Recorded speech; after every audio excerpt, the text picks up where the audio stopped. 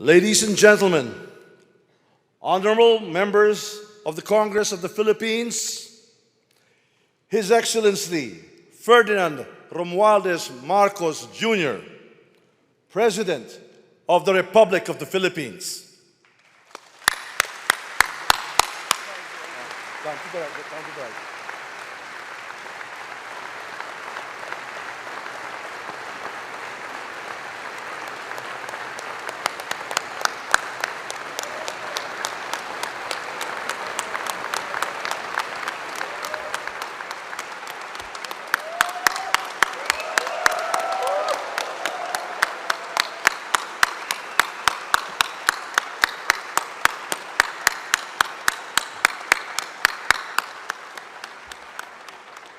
Vice President Sara Zimmerman Duterte, former Presidents Joseph Ejercito Estrada, Gloria Macapagal Arroyo, and Rodrigo Roa Duterte, Senate President Juan Miguel Zubiri, and the honorable members of the Senate, House Speaker Ferdinand Martin Romualdez, and the honorable members of the House of Representatives, Chief Justice Alexander Gesmundo, and the honorable justices of the Supreme Court, the Apostolic Nuncio, Most Reverend Charles John Brown, and the esteemed members of the Diplomatic Corps,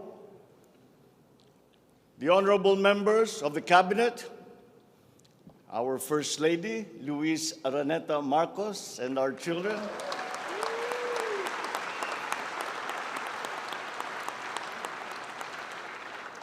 distinguished guests, ang mga minamahal kong mga kababayan, ladies and gentlemen, magandang hapon po sa inyong lahat. I come before you today to address you as it is my duty as President of the Republic.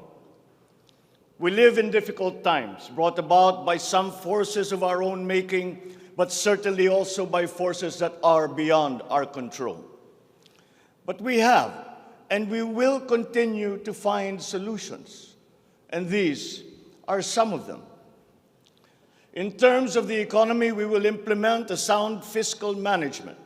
Tax administration reforms will be in place to increase revenue collection. Expenditure priorities will be realigned and spending efficiency will be improved to immediately address the economic scarring arising from the effects of COVID-19 and also to prepare for future shocks. Productivity-enhancing investments will be promoted. Our country must become an investment destination, capitalizing on the corporate recovery and tax incentives for enterprises with the CREATE law and the economic liberalization laws such as the Public Service Act and the Foreign Investments Act. Ecozones will be fully supported to bring in strategic industries such as those engaged in high-tech manufacturing, health and medical care, and all emerging technologies. This is also seen to facilitate economic growth outside of Metro Manila. Our tax system will be adjusted in order to catch up with the rapid developments of the digital economy, including the imposition of value-added tax on digital service providers. The initial revenue impact will be around 11.7 billion pesos in 2023 alone. Tax compliance procedures will be simplified to promote ease of paying taxes. We will pursue measures to determine possible undervaluation and/or trade misinvoicing of imported goods. Through information and communications technology, the Bureau of Customs will promote streamlined processes.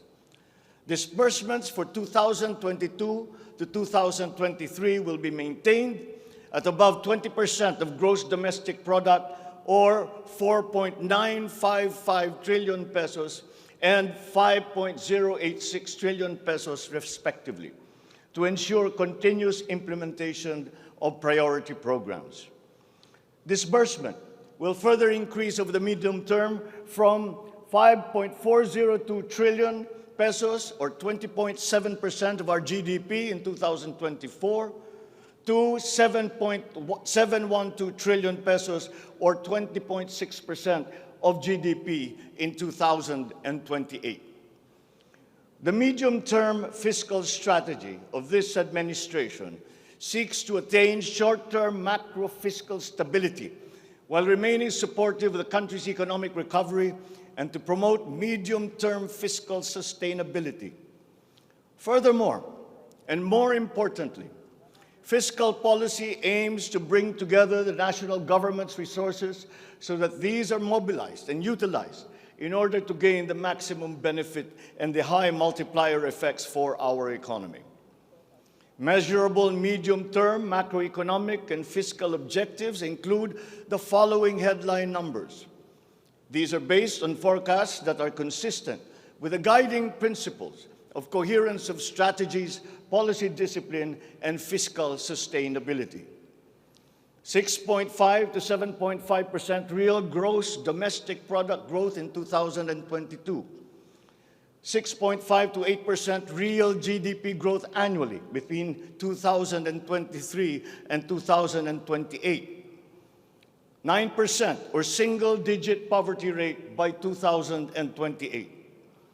3% national government deficit to GDP ratio by 2028. Less than 60% national government debt to GDP ratio by 2025. At least $4,256 income per capita, and the attainment of upper middle income status by 2024.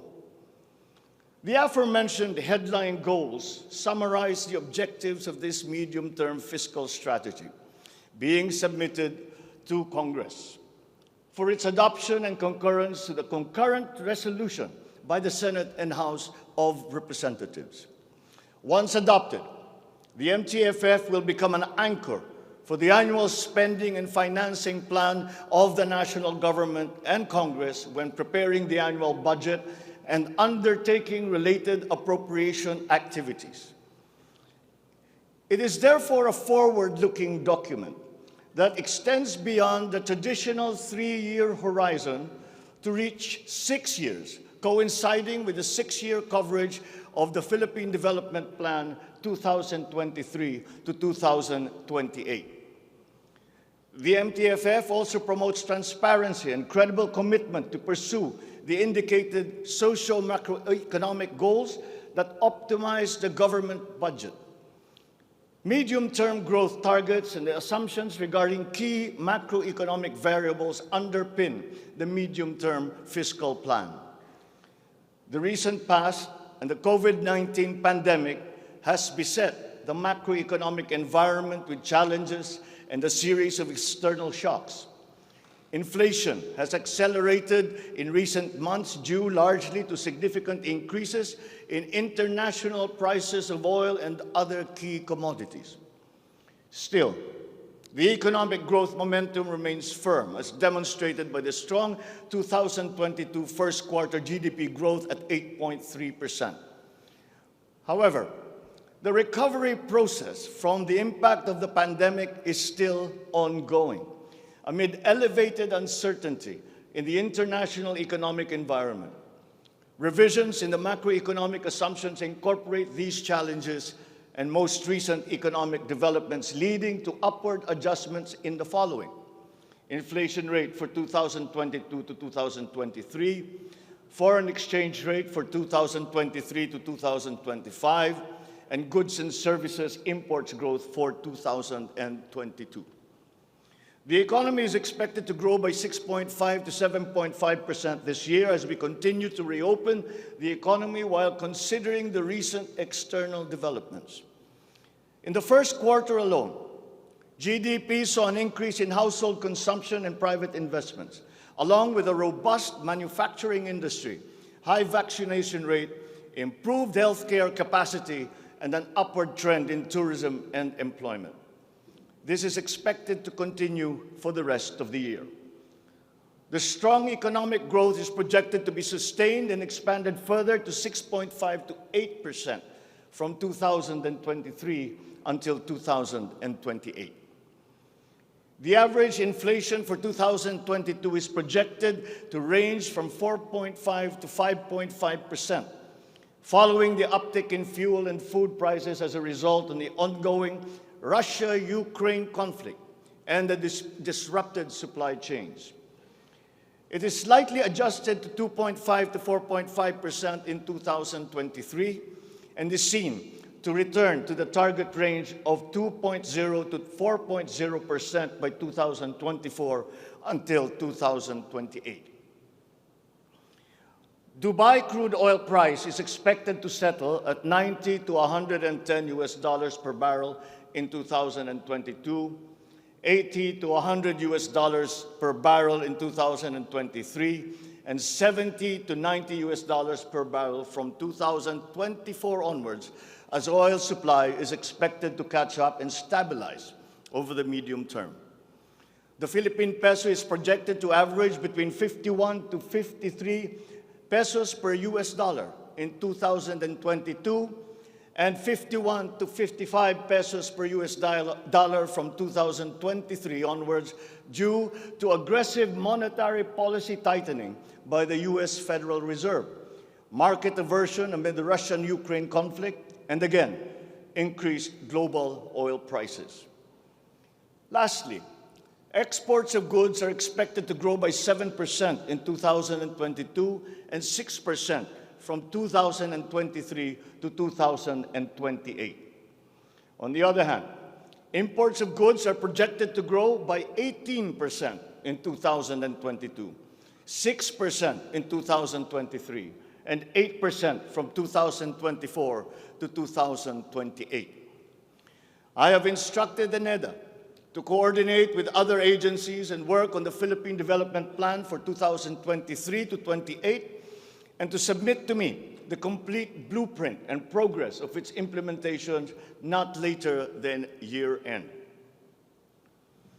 One of the main drivers of our push for growth and employment will be in the agricultural sector. With regard to food supply, we are confronted by a two-pronged problem, that which will hit us in the short term and that which will hit us in the long term. Tayo ay nahaharap sa mga problemang kagyat nating mararamdaman at mga hamong pangmatagalan. Ang mga suliraning agarang mararamdaman ng ating mga kababayan ay ang posibilidad ng tuloy-tuloy na pagsipa ng presyo ng pagkain at kakulangan sa supply ng ating pagkain. Upang masuportahan ang mabimili para mapanatili ang kanilang purchasing power o kapangyarihan sa pagbili, isinapinal ng Department of Agriculture ang planong taasan ang produksyon sa susunod na panahon ng pagtanim o planting season sa pamamagitan ng tulong pinansyal at teknikal. Magbibigay tayo ng pautang habang mas ilalapit natin sa sektor ng agrikultura ang hindi gaanong mahal na farm inputs na bibilhin na ng bulto ng gobyerno. Kabilang dito ang abono, pestisidyo, mga punla, feeds, fuel subsidy, at ayuda para sa mga karapat-dapat na benepisyaryo.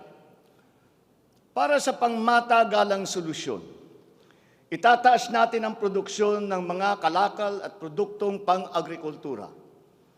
At para magawa ito, pagtitibayin natin ang tinatawag na value chain na nagsisimula sa mga magsasaka hanggang sa mga namimili. May mga bahagi ng value chain na sa ngayon ay kanya-kanya ang operasyon. Pagtibayin natin ang koordinasyon ng iba't ibang bahagi nito. Ang pagsasaliksik para sa mga makabagong paraan at ng pagtatanim at pag-aalaga ng hayop ay masusing gagabayan ng Department of Agriculture. Ang produksyon ng farm inputs o mga kakailanganin ng mga magsasaka sa pagpapalago ng kanilang sakahan ay ating iaayon sa mga hamong dala ng climate change at global warming. Mahigpit na pagsusuri ang gagawin ng ating mga eksperto tungo dito. Ang mga pautang at financial assistance sa mga magbubukid at mangingisda ay magiging institusyon at patakaran ng aking administrasyon.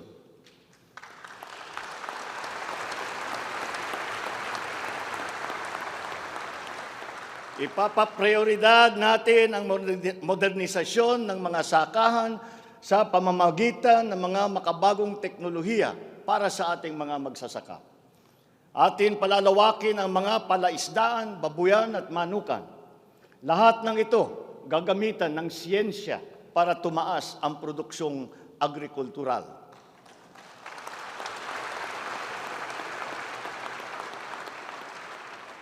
Maging ang post-production at processing ay susuportahan ng pamahalaan. Gagawa tayo ng network, national network, ng farm-to-market road upang mas mabilis na mailakbay ng mga magsasaka ang kanilang mga produkto sa mga pamilihan. At gagawa tayo ng mga paraan upang maramdaman ng mga mamimili ang pagluluwag ng presyo ng mga produktong pagkain sa kayang halaga, gaya ng muling pagbubuhay ng mga Kadiwa Center. Hindi ito magagawa sa isang araw. Hindi magagawa sa isang buwan o isang taon lamang. Ngunit, kailangan na natin simulaan ngayon.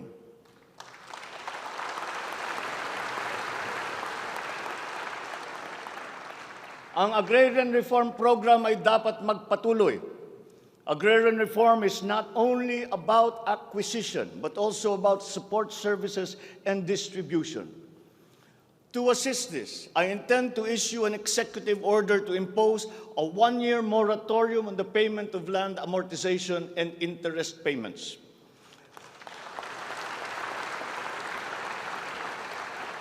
This is included in Republic Act number 11469 or the Bayanihan to Heal as One Act.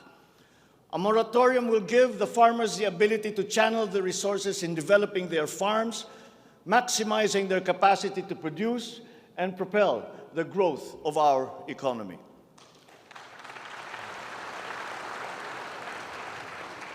Civil society organizations also support this because it will unburden the farmers of their dues and be able to focus on improving farm productivity. Congress must also pass a law that will emancipate the agrarian reform beneficiaries from the agrarian reform debt burden, thereby amending Section 26 of Republic Act 6657. In this law, the loans of agrarian reform beneficiaries with unpaid amortization and interest shall be condoned.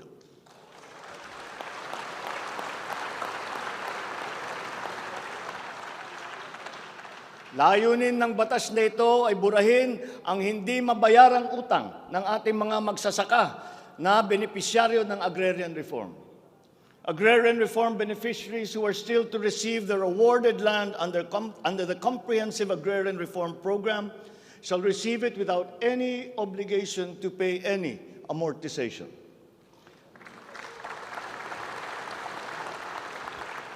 The condonation of the existing agrarian reform loan will cover the amount of 58.125 billion pesos, benefiting 654,000 agrarian reform beneficiaries and involving a total of 1.18 million hectares of awarded lands. Executive Order number 75, Series 2019, requires that all government agencies, bureaus, departments, and instrumentalities to turn over agricultural lands to qualified agrarian reform beneficiaries. At present, we have a total of 52,000 hectares of unused agricultural lands of the government, which shall now be used for distribution to the following sectors in accordance with Section 40 of the Republic Act number 6657 as amended. Thus, landless war veterans, landless surviving spouse and orphans of war veterans, landless retirees of the Armed Forces of the Philippines and the Philippine National Police. Agricultural lands acquired under this program will be given to graduates of college degrees in agriculture who are landless.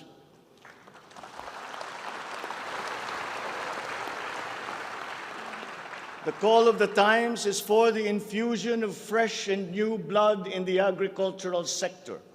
We need a new breed of farmers equipped with modern agricultural technology able to engage in sustained scientific farming that will not only increase farm yields, but also resilience in the face of climate change.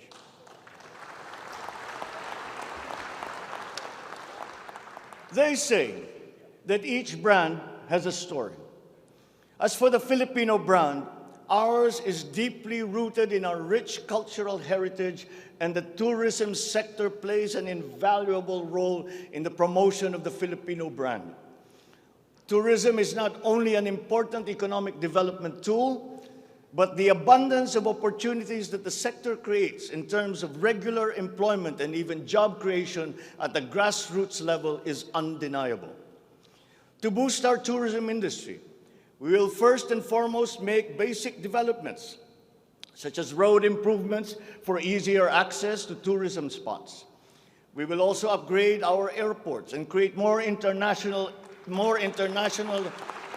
airports to help decongest the bottleneck in the Manila airport. We will also make it more convenient for travelers to go around the country, even to remote areas, to help promote undiscovered tourist spots.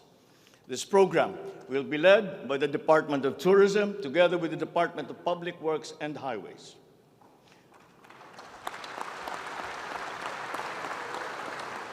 To foster the Filipino brand is to spark our sense of pride and reaffirm our strong sense of identity. It is time to welcome the rest of the world with an enhanced Filipino brand that is unique, attractive, and creative. The creativity of the Filipino is truly world-class. We excel in arts and culture, new media, live events, avenues which generate primary and downstream jobs for our creative and talented countrymen. Unfortunately, ang mga hanap buhay na ito ang unang pinadapa ng pandemya at ang pinakahuli namang makabalik sa normal. The creative industry likewise faces many challenges, including workplace conditions, working hours, intellectual property rights, and the welfare of our beloved freelancers who were left vulnerable during the height of the pandemic. We require an institutionalized creative industry that will advance the interest of its stakeholders. Sila na nagbibigay ng kaluluwa at pagkakilala sa ating pagka-Pilipino. Protektahan natin sila.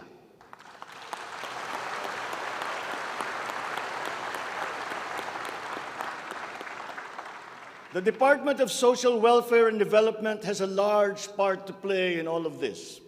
Magpapatuloy ang ating pagkalinga sa ating mga kababayan na lubos na nangangailangan. Hindi po natin sila pababayaan. Mangunguna sa pag-aagapay sa kanila ang Department of Social Welfare and Development. Utos ko sa DSWD ang mabilis na pagtugon sa pangangailangan ng mga biktima ng kalamidad at mga iba't ibang krisis. Ang mga field office nila ay inatasan na maagang maglagak ng family food packs at non-food essentials sa mga LGU, bago pa man manalasa ang anumang kalamidad. Magdadagdag tayo ng mga operation center, warehouse at imbakan ng relief goods, lalo na sa mga malalayong lugar na mahirap marating. Titiyakin natin na maayos ang koordinasyon ng DSWD at Department of Human Settlements and Urban Development nang sa ganon madali ang pagpatupad ng Emergency Shelter Assistance Program para sa mga biktima ng kahit anong kalamidad.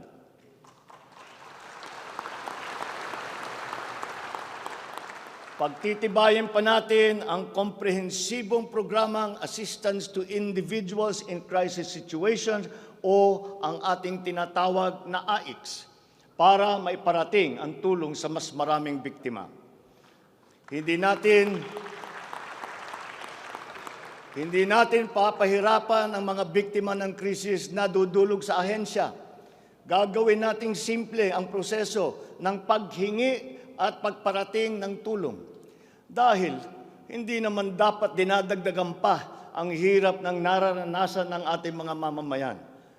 Upang matiyak na mapupunta sa kwalipikadong mga pamilya ang tulong na pamahalaan sa pamamagitan na 4Ps o Pantawid Pamilya Pilipino Program, titiyakin natin na malilinis ang listahan ng benepisyaryo.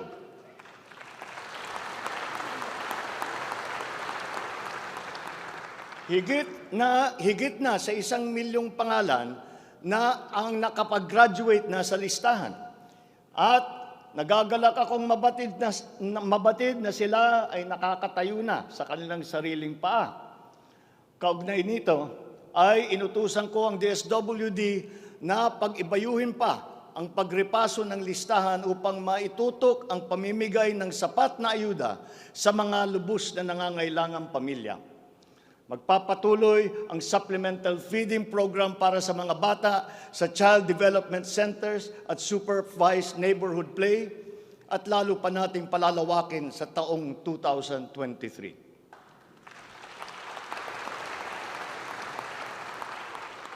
Hindi rin natin nakakalimutan ang mga solo parents at mga nanay na nahiwalay sa kanilang mga mister dahil sa karahasan. Pagtitibayin natin ang programa sa violence against women and their children. Kabilang na ang counseling para sa mga biktima, katuwang ang ating mga LGU. Tiyakin natin na sapat ang pondo sa halos 70 residential care centers at 7 non-residential care centers para sa vulnerable sectors at persons with disabilities na sumisilong dito. Sa ating sitwasyon ng pangkalusugan, nariyan pa rin ang banta ng COVID-19. Lalo't may mga nadidiscovering bagong variant ng coronavirus. Pero hindi na natin kakayanin ang isa pang lockdown. Wala na tayong gagawing lockdown.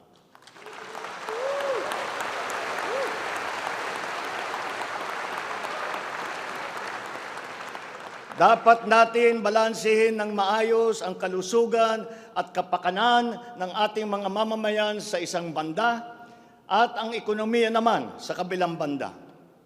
Nakikipagtulungan ang iba't ibang ahensya ng pamahalaan sa pag-monitor sa mga COVID-19 hospital admission upang makatiyak tayo na may sapat na kapasidad ang ating healthcare system at maiwasan ang pagsipa ng bilang ng nagkakasakit.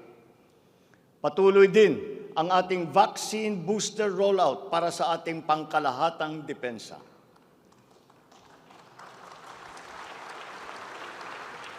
Sa ganitong paraan, kahit pa tumaas muli ang bilang ng mga COVID cases, mananatiling mababa ang bilang ng mga maospital at bilang ng mga namamatay.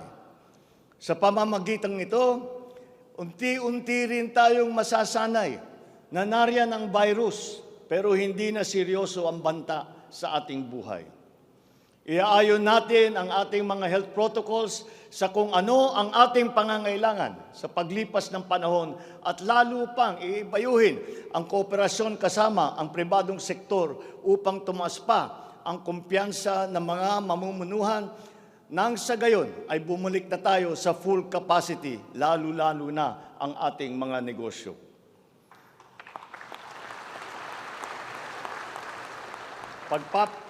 Pagbubutihan pa natin ang pagpapakalat ng tamang impormasyon ukol sa COVID, kasama ang kahalagahan ng bakuna. Mananatili muna sa ngayon ang alert level system natin. Pinapag-aralan natin ang ibang paraan ng klasifikasyon upang mas babagay sa kasalukuyang sitwasyon, lalong-lalo na sa pagbabago ng COVID. Sa pakikipagtulungan ng Kongreso, itatatag natin ang ating sariling Center for Disease Control and Prevention at ang isang Vaccine Institute.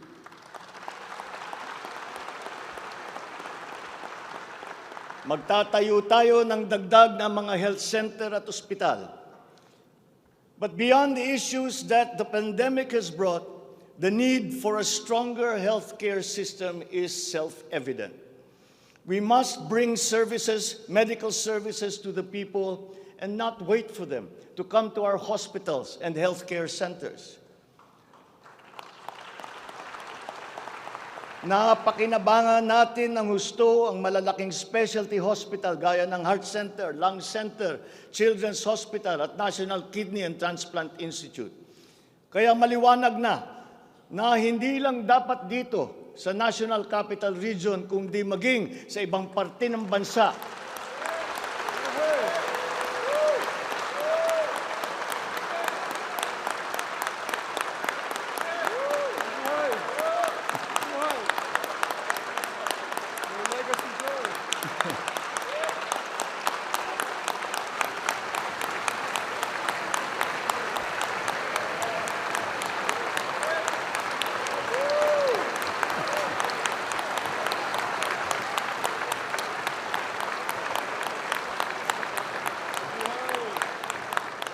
Maliwanag na hindi lamang dapat dito lamang sa National Capital Region, kundi maging sa ibang parte ng bansa, kailangan magdagdag ng ganitong uri ng mga pagamutan.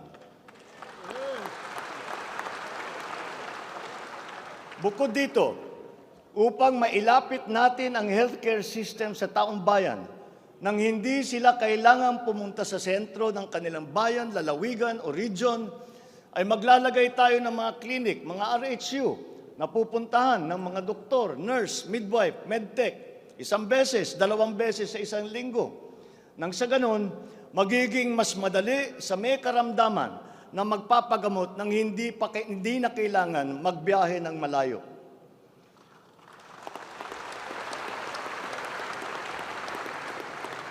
One of the cornerstones of a strong healthcare system is the provision of competent and efficient medical professionals. We will exert all efforts to improve the welfare of our doctors, our nurses, and other medical frontliners.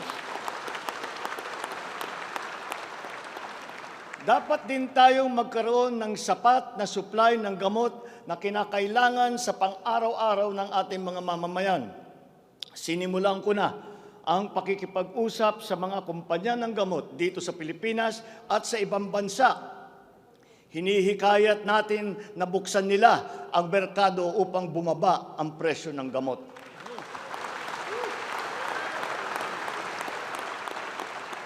Halimbawa, kung mas marami ang mas murang generic o hindi branded na gamot sa merkado, mas bababa rin ang presyo dahil sa kompetisyon.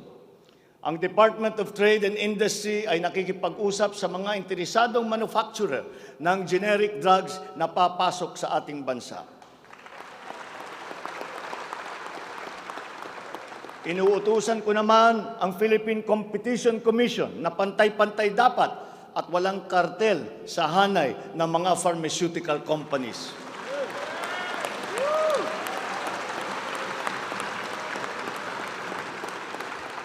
Dahil kapag bukas ang merkado, bababa ang presyo ng gamot para mapakinabangan ng ating mga mamamayan. This is one of the hard lessons that we learned when the pandemic struck, and therefore we must act on that shortcoming.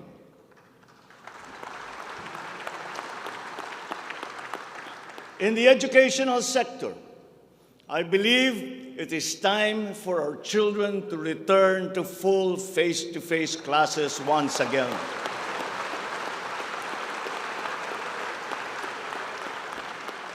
The Department of Education, led by our highly able Vice President Sara Duterte, is now preparing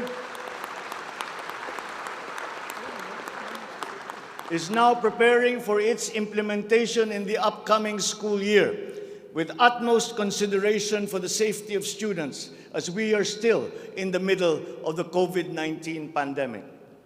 We must ensure that our classrooms are safe for teachers, for students, and the entire academic community when they return to face-to-face classes. We continue to encourage everyone to get their booster shots in preparation for the resumption of in-person classes. This is one of the reasons I have directed the Department of Health and the Department of Interior and Local Government to undertake another rollout of booster shots.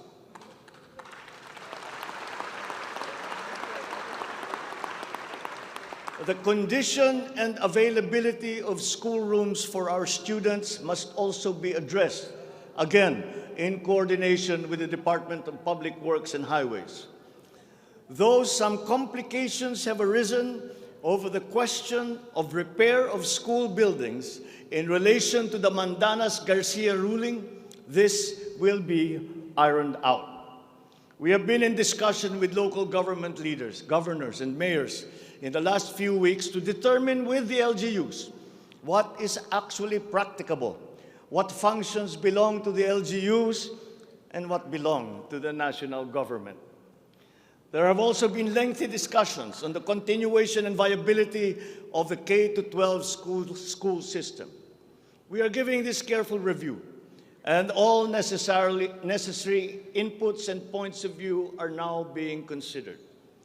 In the longer term, we are instituting a program of refresher courses and retrainings for our teachers so they can stay abreast of the rapid growth in technology, especially in this post-pandemic world. As for the horror stories that we have heard about the poor quality of educational materials and supplies that are being given to our schools, this must end.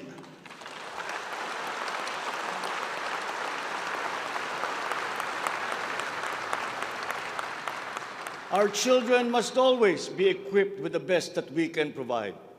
Ang edukasyon ay ang tangi nating pamana sa ating mga anak na hindi mawawaldas. Kaya anumang gastusin sa kanilang pag-aaral ay hindi tayo nagtitipid. Hindi rin tayo nagtatapon. And once again, I am not talking about history or what is being taught. I am talking about materials that are necessary for effective teaching in this day and age. Children now need connectivity to the internet. They need devices to use. They need computers, educational tools.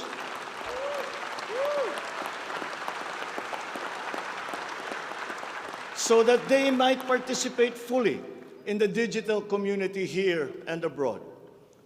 We must do better in the international rankings, especially when it comes to the so-called STEM subjects: science, technology, engineering, and mathematics.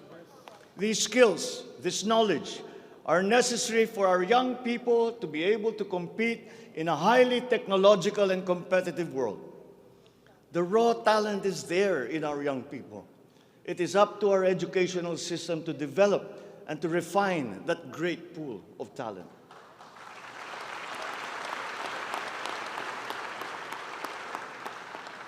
Foreign employers have always favored Filipino employees because of our command of the English language. This is an advantage that we must continue to enjoy.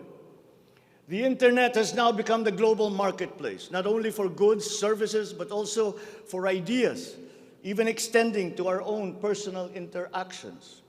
And the language of the internet, for better or for worse, is English. Therefore, the question of our medium of instruction must be continuously re-examined to maintain that advantage that we have established as an English-speaking people.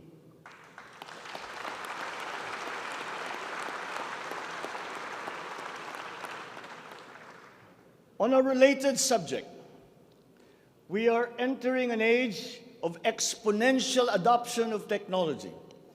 It is the fourth industrial revolution. This will be characterized by the infusion of technology into almost every facet of our lives. Breakthrough technologies in the areas of quantum computing, artificial intelligence, nanotechnologies, the Internet of Things, robotics, self-driving electric vehicles, 3D printing, virtual and augmented realities, among others, that will radically transform the way business is done. The scale and the speed at which these innovations are introduced universally into our everyday lives and activities is unprecedented in our recorded history. We cannot stand idly by. The mission of our Department of Information and Communications Technology is to identify and utilize these innovations to improve governance. It has the daunting task now of transforming our government into an agile bureaucracy that is responsive to the needs of the public. Provide good and solid data to ensure informed decision-making. as well as allow secure and seamless access to public services. The voluminous records stored in the government warehouses and archives have to be digitized. Those that are already stored in various inventories of data should be harmonized and shared across departments and agencies. Needless to say, these have to be kept in large data centers that are secure yet accessible. The national ID will play an important part in this digital transformation.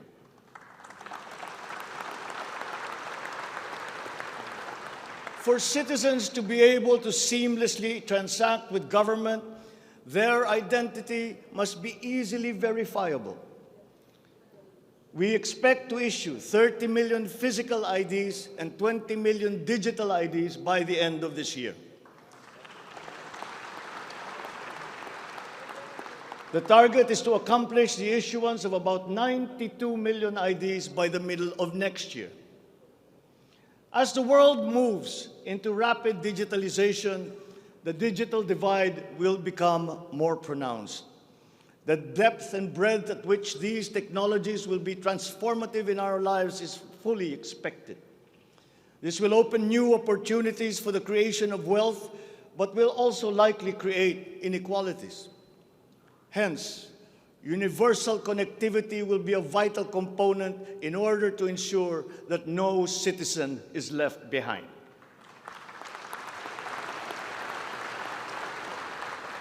I have therefore tasked the DICT to deploy digital connectivity across our various islands.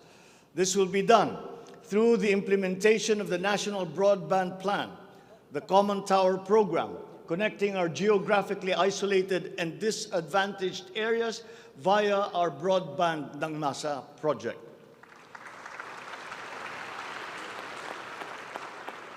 All relevant modes of digital transport should be utilized. These may be through a combination of terrestrial or submarine fiber optics, wireless, and even satellite technology. As our Public Service Act has opened the doors and removed the restrictions on foreign investment, we foresee an increase in direct investment of overseas players. This will translate into better quality, availability, and affordability of telecommunications services all over the country. We come now to infrastructure. The backbone of an economy is its infrastructure. The infrastructure program of the Duterte administration must not only continue, but wherever possible, be expanded.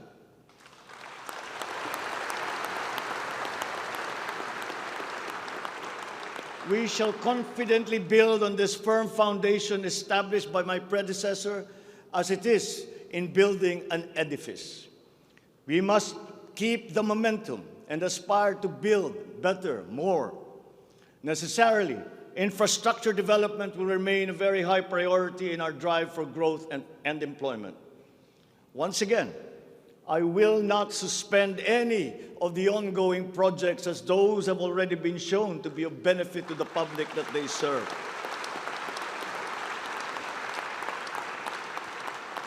We will continue to study the proposals that have been made.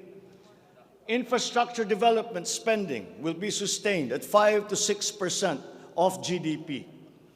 The planned expansion of infrastructure projects, I believe, would be possible if we continue to encourage the participation of the private sector in the development of our programs. Public-private partnerships, or PPPs, hold great potential for that expansion, for infrastructure development, and for innovation.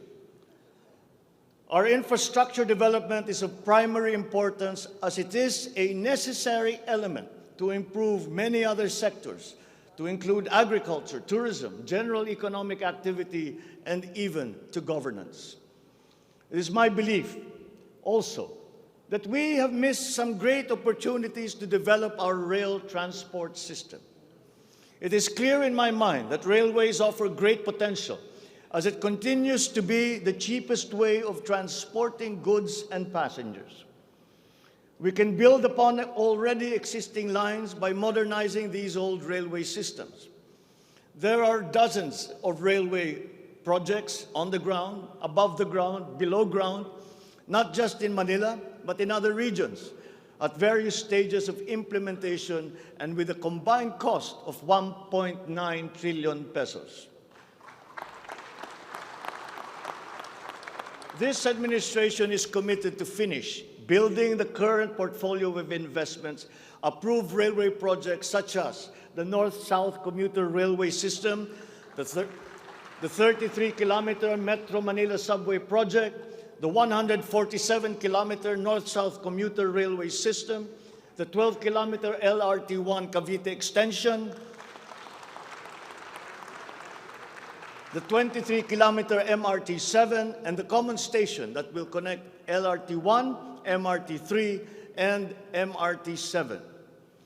And beyond NCR, larger scale railway systems like the 102-kilometer Mindanao Railway Project,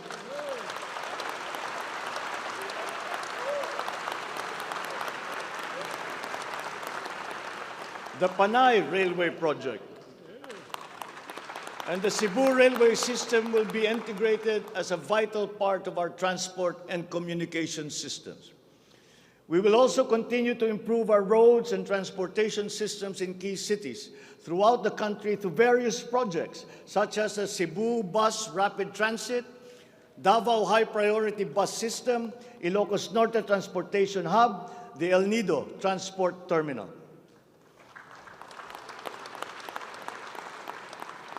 My order to the Department of Transportation, or DOTR, is really very simple. Full speed ahead.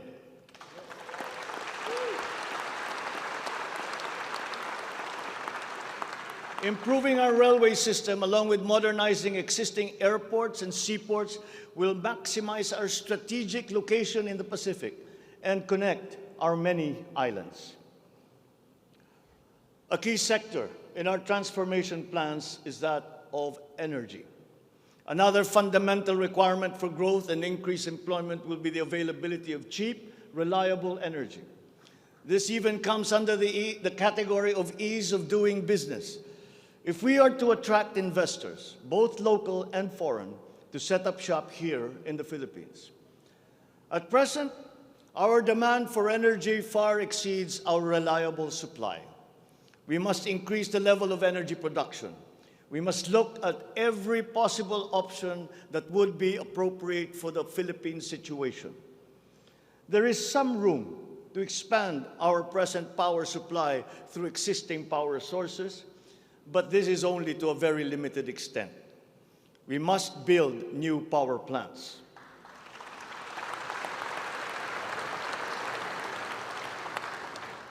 We must take advantage of all the best technology that is now available, especially in the areas of renewable energy.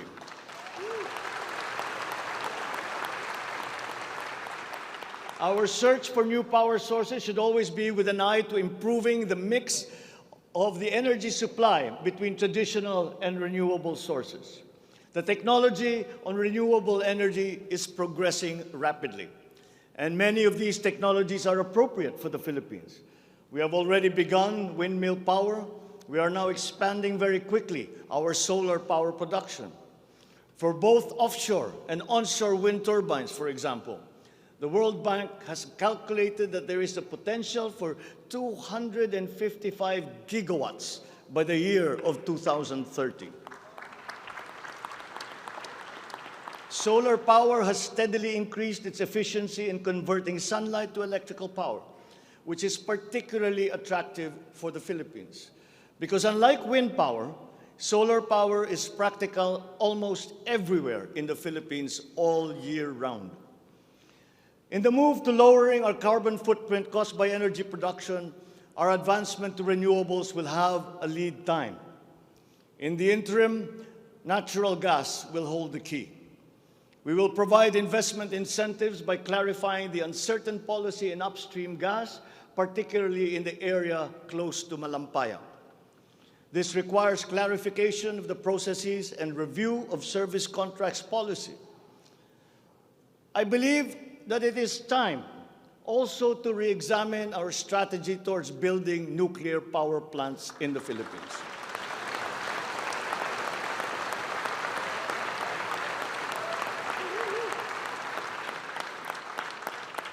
We will comply, of course, with the International Atomic Energy Agency regulations for nuclear power plants as they have been strengthened after Fukushima.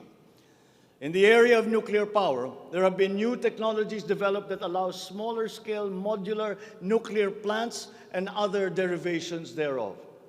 Once again, PPPs will play a part in support as funding in this period is limited.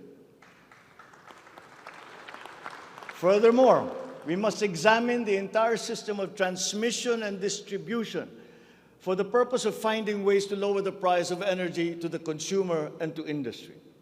We must expand the network of our transmission lines while examining schemes to improve the operation of our electrical cooperatives. All this in aid of reducing energy costs, especially but not limited to households. All this impetus for development and growth we undertake within the context of accelerating climate change and extreme weather conditions. Though we are a minor contributor to climate change globally, we have the unfortunate distinction of being one of the most vulnerable countries to the effects of climate change. For the welfare of our people, it is incumbent upon us to alleviate the effects of that vulnerability. The use of renewable energy is at the top of our climate agenda. We will increase our use of renewable energy sources such as hydropower, geothermal power, solar, and wind. Geographically, we are a disaster-prone country.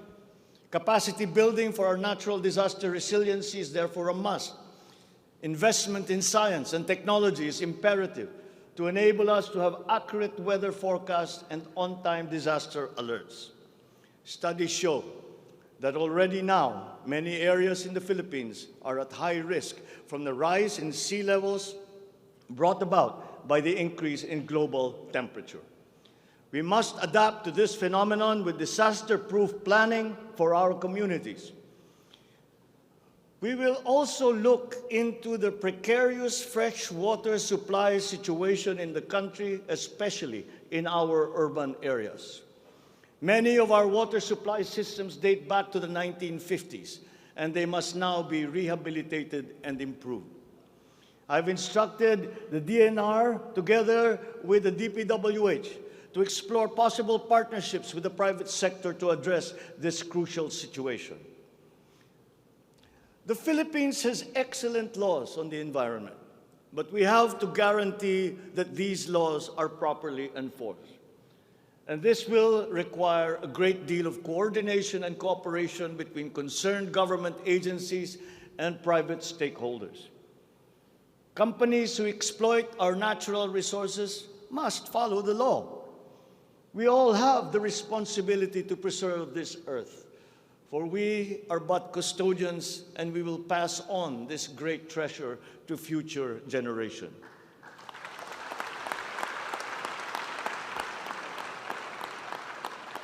There is no question that the preservation of the environment is the preservation of life. If we cannot mitigate climate change, all our plans for the economy, all our plans for our future will be for naught. Bawat Pilipino sa ibayong dagat na nagsasakripisyong lisanin ang kanyang pamilya sa Pilipinas upang maghanap buhay ay nararapat lamang magkaroon ng pamahalaang matatawag nilang tahanan habang nasa ibang bayan. Ito ang papel na gagampanan ng kagawaran ng manggagawang mandarayuhan o Department of Migrant Workers matapos itong ideklara bilang ganap na ahensya ng gobyerno ng isang taon. Ang kagawarang ito ang magsisilbing kanlungan ng ating mga kababayan sa gitna ng mundong walang kasiguruhan at mahigpit na kompetisyon. Ito ang maglalatag sa kanila ng mga oportunidad. Titiyak na ang kanilang mga hanap buhay ay tugma sa kanilang mga kasanayan. Maninigurong akma ang sahod at maayos ang kalagayan sa kanilang mga kumpanya. at mangangalaga sa kanilang mga pamilya habang sila ay nasa malayo. Gagawin natin ito sa pamamagitan ng pag-aalis ng red tape sa sistema ng pagsusulong ng digital empowerment. We shall automate the verification of contracts and issue secure overseas employment certifications that you can keep on your smartphone. I call on the Department of Migrant Workers and the DICT to make this a top priority.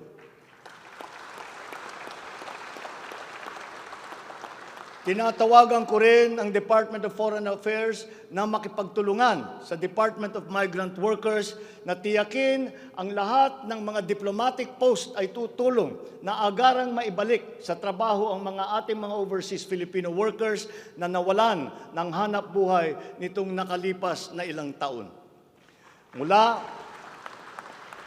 sa 3 buwan ay gagawin na lang nating 3 linggo para sa isang dayuhang employer na iproseso ang mga papeles ng Pilipinong nais nitong kunin bilang empleyado. Aatasan din natin ang kagawaran ng gawing simple ang komplikadong handbook ng mga tuntunin at regulasyon para sa mga OFW. Nang sa gayon ay maging malwan ang mga transaksyon may kinalaman sa kanilang pangingibang bansa. Mula sa handbook na may 240 seksyon, ay gagawin nating pamphlet na lamang na hindi hihigit sa 100 pahina. Mahirap na nga ang buhay. Kaya naman, ayaw pa natin makitang lalo pang nahihirapan ang ating mga manggagawang mandarayuhan sa pagtupad sa kanilang mga pangarap. Para sa mga kababayan nating naiipit sa kaguluhan, inaabuso at nanganganib ang buhay, ikinagagalak kong sa ilalim ng aking pamumuno ay ilulunsad natin ang One Repatriation Command Center o ORCC. Ilalaan natin ang isang social media platform ng Department of Migrant Workers at ang hotline upang matulungan agad at maligtas sila mula sa mas higit na kapahamakan. Noon, nangungutang pa ang isang ina ng bawat OFW upang sumakay ng barko para pumunta sa Maynila at mangatok sa iba't ibang ahensya para mapauwi ang anak na inaapi. Ngayon, kami na ang tatawag sa mga magulang ng OFW para sabihin sa kanila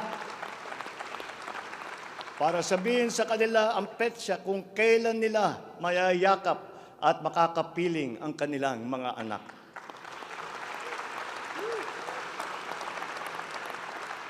Sa kasalukuyan ay nakikipag-ugnayan tayo sa pamahalaan ng Saudi Arabia upang buksan muli ang deployment.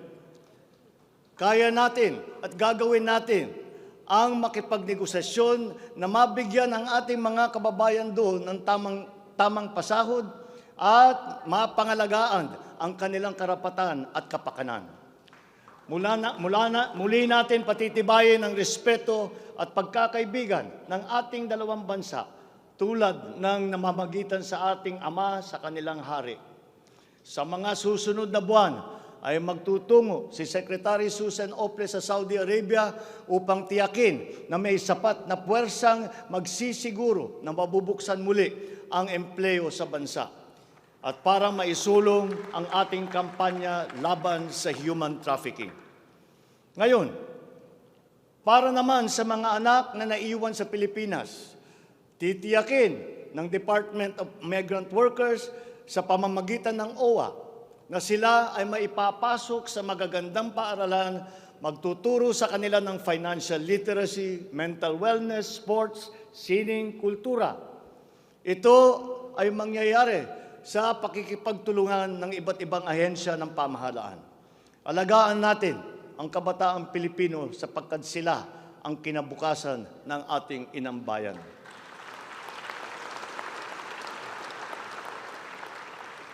Sa ating mga kababayan na nasa ibang bansa, you deserve a home in government, not only for the money that you send home, but you are not cold tools of the economy. You deserve it for your sacrifices for our country and your perseverance and excellence in the global arena. You OFWs represent the fighting faith of the Filipinos as a nation and as a people. Let us transform your overseas journey into inspirational stories for all time.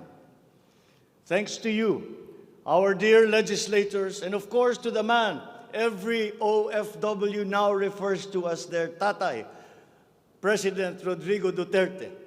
You passed the law that created this new home for our OFWs.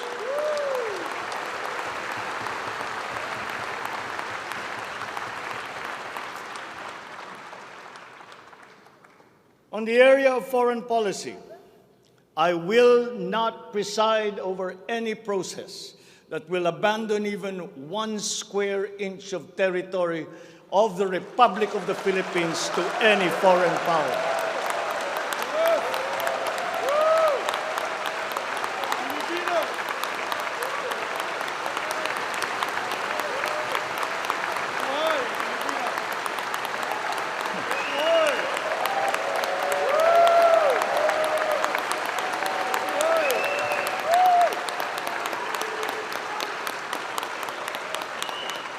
With respect to our place in the community of nations, the Philippines shall continue to be a friend to all, an enemy to none. The Philippines has always been open and welcoming to all our foreign friends and visitors. That is our worldview. That is our culture. But let me be clear. We are very jealous of all that is Filipino.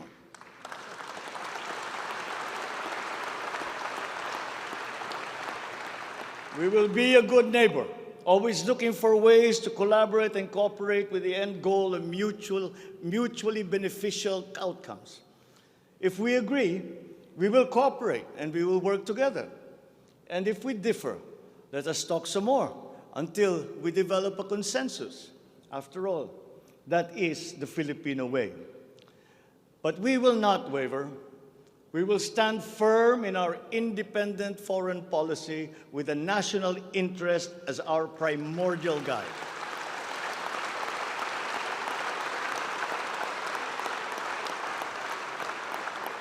We commit to maintaining good relations with the rest of the world. As a matter of fact, it is my sincere belief that the need for strong bonds and collaboration among nations emerges in the direst of times, such as in a pandemic. The partnerships and alliances that we make with all will provide stability that all nations will need as we emerge into this new global economy. The Philippines will continue to promote stronger and multifaceted relationships with all our partners around the world. We are, in fact, grateful for the messages of support and offers of help that we have received from many of our friends in the international community. This has been communicated to us through the different envoys and ambassadors here in the Philippines. Such strong relationships can only be beneficial to all involved.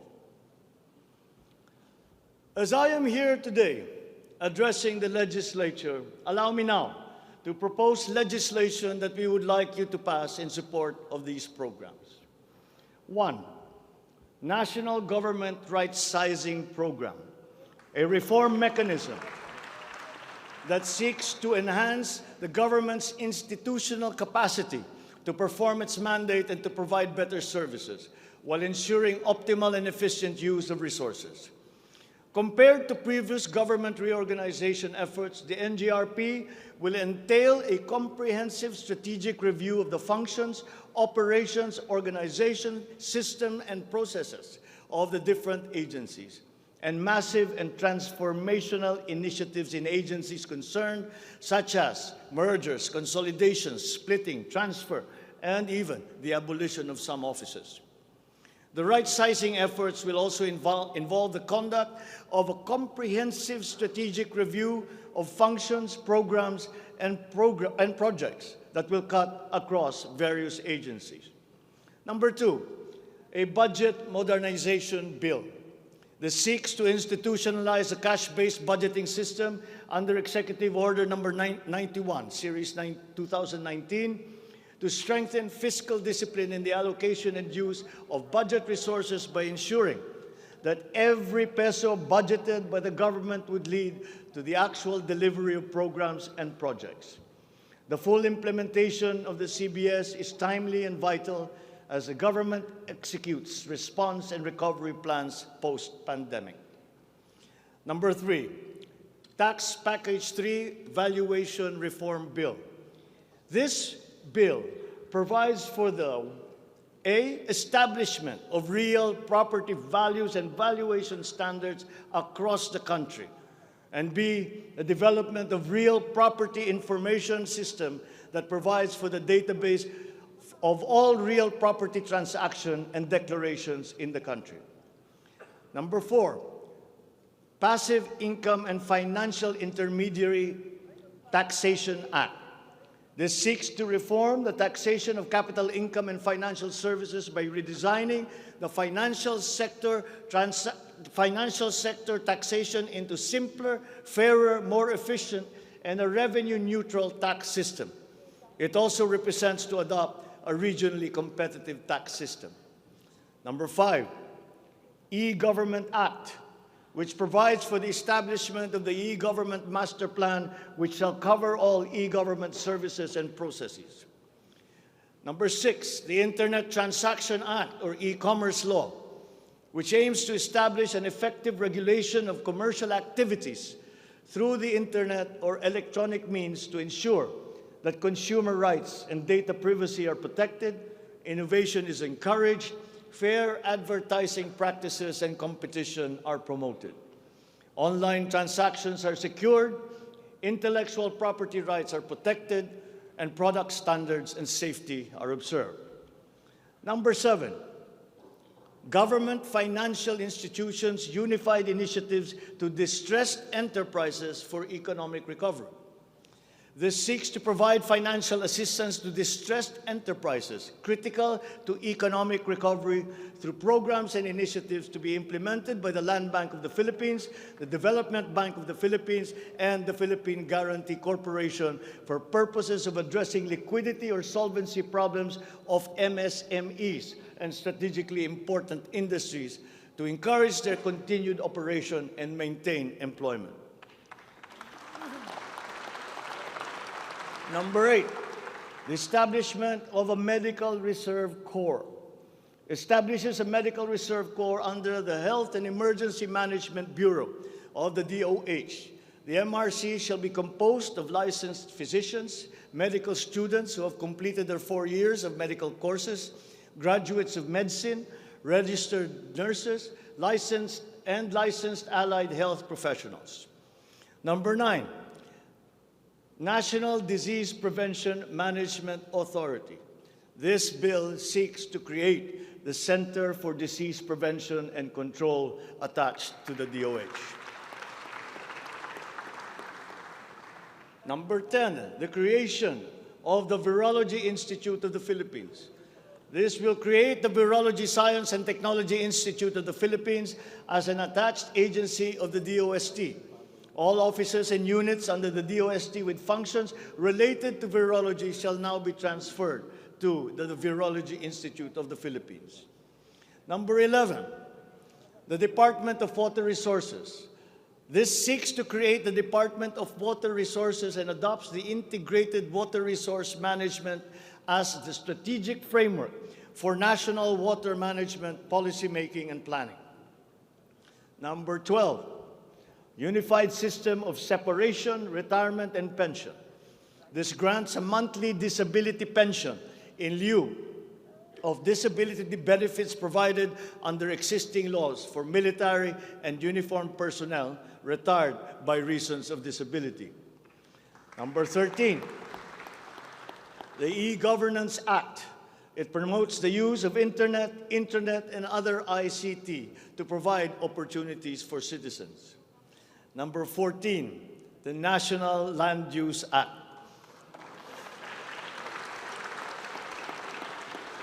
This will provide for a rational and holistic management and development of our country's land and water resources, hold owners accountable for making these lands productive and sustainable, strengthen the LGU to manage ecological balance within its jurisdiction. It also provides for land use and physical planning framework as a mechanism in determining policies and principles to implement this legislative measure. Number 15, the National Defense Act. This seeks to amend the antiquated National Defense Act of 1935 to provide for a change in the military structure of the armed forces of the Philippines that is more responsive to current and future non-conventional security threats to the country's territorial integrity and national sovereignty. Number 16, Mandatory Reserve Officers Training Corps and National Service Training Program. This seeks to reinstitute the ROTC program as a mandatory component of senior high school programs, grades 11 and 12, in all public and private tertiary level educational institutions. The aim is to motivate, train, organize, and mobilize students for national defense preparedness, including disaster preparedness and capacity building for risk-related situations. Number 17, enactment of an enabling law for the natural gas industry. This seeks to foster the development of the midstream natural gas industry in a bid to strengthen Philippine energy security by diversifying the country's primary sources of energy and promoting the role of natural gas as a complementary fuel to variable renewable energy. Number 18, amendments to the Electric Power Industry Reform Act, or Apira. This aims to improve the implementation of the law's provisions and enhance its effectiveness to address the high cost of electricity, alleged market collusion, and insufficient power supply. The bill seeks to restructure the Energy Regulation Commission to foster accountability and improve the Commission's government system that would ensure consumer protection and in enhancing competitive operation of the electricity market. Number 19, amendments to the Build, Operate, Transfer law. This seeks to improve the implementation of the public-private partnership program and to be able to direct the desired outputs and outcomes in line with the strategic development targets of the country. Specifically, the amendments seek to, 1, address the ambiguities in the existing law, 2, address the bottlenecks and challenges affecting the implementation of the PPP program, and 3, foster a more competitive and enabling environment for PPPs. To my fellow Filipinos, ang aking mga minamahal na kababayan, batid ko na hindi madali ang ating pinagdaraanan sa nakaraang higit na 2 taon. Alam ko rin na ang bawat isa sa inyo ay ginagawa ang lahat ng inyong makakaya upang patuloy na harapin ang lahat na pagsubok sa kasalukuyan. I do not intend to diminish the risks and the challenges that we face in this turbulent time in global history. And yet, I see sunlight filtering through these dark clouds. We have assembled the best Filipino minds to help navigate us to this global crisis that we are now facing. We will endure. Let our Filipino spirit ever remain undimmed.